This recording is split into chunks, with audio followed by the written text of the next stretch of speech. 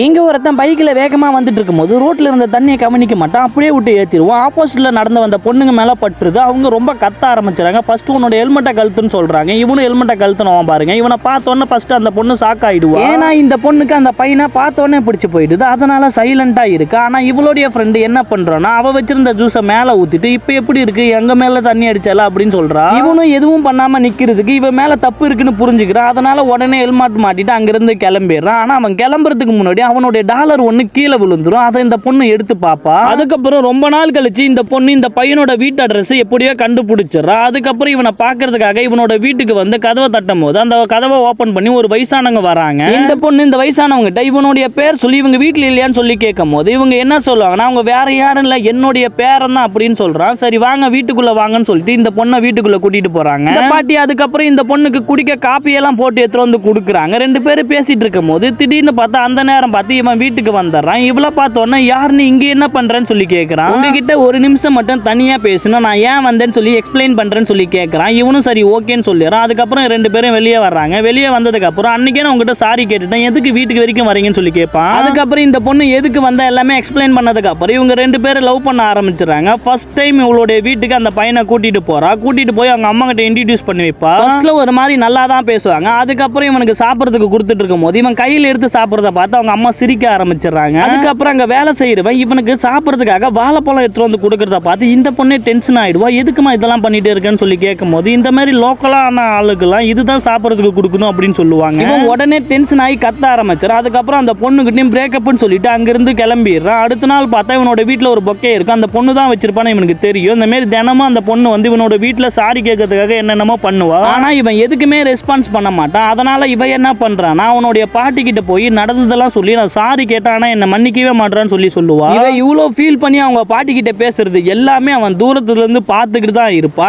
அவனும் இந்த பொண்ணை லவ் தான் பண்ணுவான். ஆனா இவன் எல்லாமே ரியலைஸ் பண்றான்னு சொல்லி செக் பண்ணுவான்.